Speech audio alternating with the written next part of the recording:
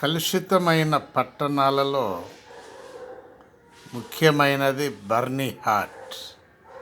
ఇది అస్సాంలో ఉన్నది. మన దేశంలో ప్రధానమైనటువంటి కలుషితమైనటువంటి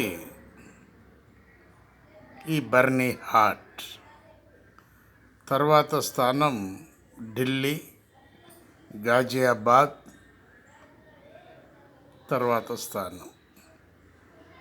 చూసారా, డబల్ ఇంజన్ సర్కారు నడుస్తున్నా కూడా ఢిల్లీలో సెకండ్ ప్లేస్లో ఉన్నటువంటి ఢిల్లీ.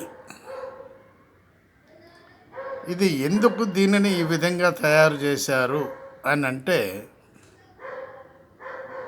పరిపాలకులు సక్రంగా లేరు, సరి అయినటువంటి ఆఫీసర్స్ కూడా అక్కడ లేరని దీని అర్థం.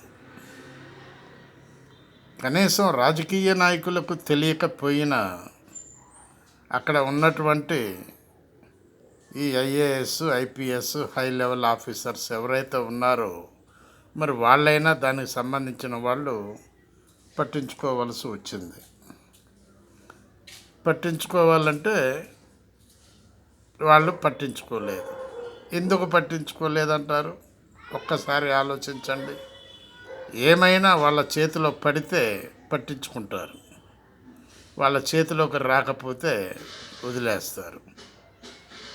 రీసెంట్లీగా ఈ విధంగానే ఇన్కమ్ వచ్చేటటువంటి పోస్టుల్లోనే ఐఏఎస్లు పట్టుబడుతున్నారు. ఎక్కువ మంది రీసెంట్లీగా జరిగినటువంటి ఏసీబీ దాడుల్లో డిప్యూటీ కలెక్టర్స్, ఆర్డీఓస్, తహసీల్దార్లు, సబ్ రిజిస్ట్రార్లు ఈ యొక్క ఆఫీసర్స్ని ఏసీబీ వాళ్ళు పట్టుకోవటం జరిగింది. మరి అదేవిధంగా మన ఢిల్లీలో కూడా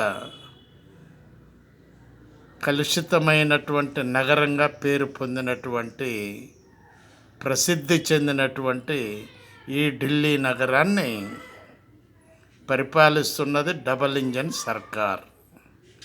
ఆలోచించండి ఒక్కసారి. బాలసాని వీరప్రసాద్, హైదరాబాద్.